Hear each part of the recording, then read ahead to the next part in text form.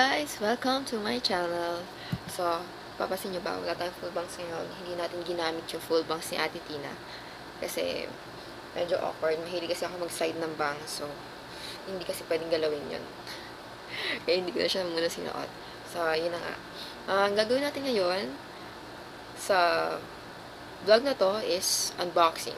So, mapapasin nyo lahat ng mga nauna kong video is mga unboxing. Kasi hindi naman ako lumalabas ng bahay. Hindi ako masyadong lumalabas ng bahay kasi alam nyo na, mainit sa labas. Tsaka, meron ako mga chickings. Mahilig din naman kasi akong umorder online. Mahilig akong umorder sa Shopee, Lazada, tapos Carousell. Para siyang application na pwede ka magbenta ng pre-love, brand new ng mga gamit. Depende. Meron silang category doon.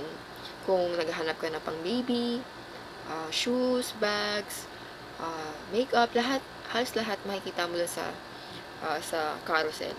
So, ako, mas madalas ako doon, mag-browse doon sa Carousell. So, yung mga gamit ko, madalas doon ko siya binibili. So, yun na nga.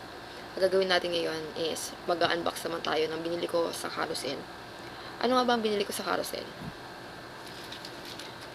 Ayan. Ito siya.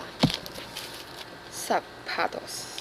Then, pinick up ko siya sa LBC dito sa, pinick up ko siya sa LBC, malapit dito sa amin. Jordan. Ito ay Jordan.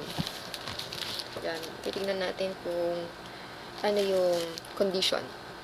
Kung maganda pa ba siya. Tulad ng nasa picture sa Carousell, kung hindi ba nagsisinungaling yung seller sa Carousell. Tapos, titignan na rin natin kung tama lang yung size niya sa akin. So, ayan na siya. I-unbox na natin.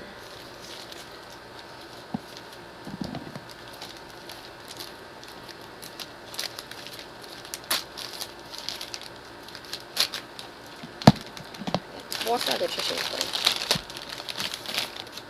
Huwag tayo masyado mag-init kasi baka magising yung mga chikiting ko. Iiyak na naman yung bulso ko.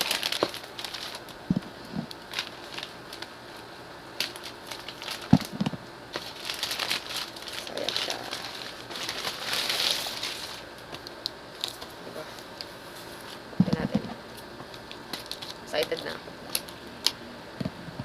Itong Jordan ito, nakalagay doon sa description niya, original siya. Original Jordan. So, ito na siya.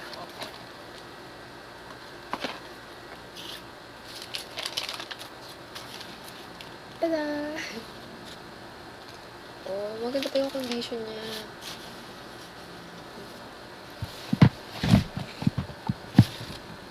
So, ayan siya.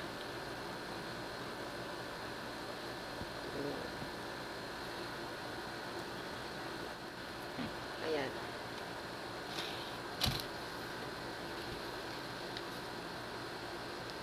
Ayan.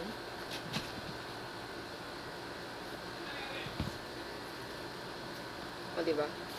Wala to. Ano na siya? Dumi. Ayos.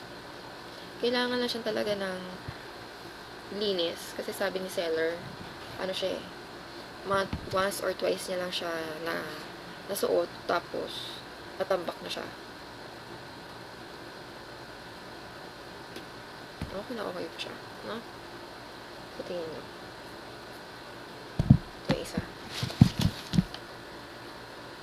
Look.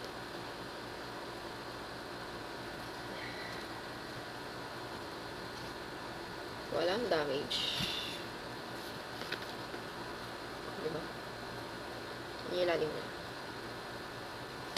Sa mga nakakaalam kung paano mag-legit check.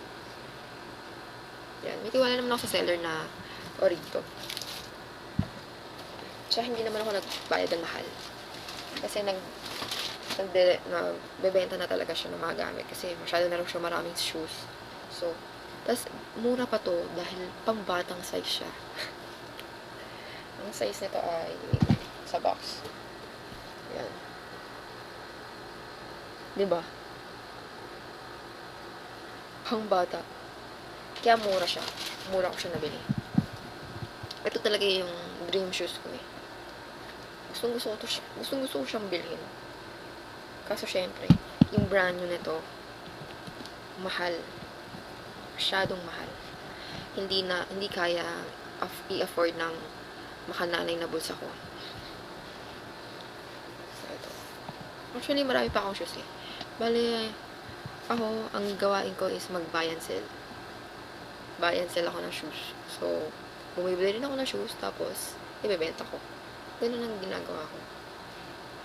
Lalo na kapag, mali yung size ng nabibili ko shoes, ko. Nakakadismaya. Kasi, madalas lang ako bumili online talaga. So, hindi ko siya nasusukat. Kaya ang nangyayari, kung hindi siya maliit, sobrang laki. So, ito, tatry natin kung kasya ba siya. Sana kasya siya. Kung malaki, okay lang din naman. Kaya ko i-manage yung malaki. Pero wag lang maliit masyado. Pero, pang size ko lang naman is 23 cm. Ito, 24. Tingin ko naman, malaki siya. Para sa akin ha, para mas komportable ako kung medyo malaki sa akin yung shoes. Kasi, kung tama lang, yung kuko ko sa paa, hindi siya komportable. Parang mabilis siyang manakit pag nilalakad ko. Kaya, patry ko yung malaking size. So, ito na siya. Have you ever felt? Are you listening? Damn.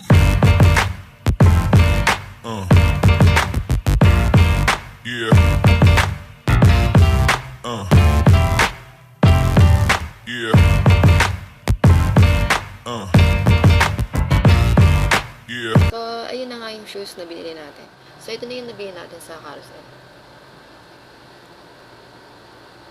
Doon na nga natatapos ang vlog natin. So, salamat sa panonood nyo ng aking video. Please hit like and subscribe para sa mga i-upload pa natin na video. Thank you guys and God bless. Bye!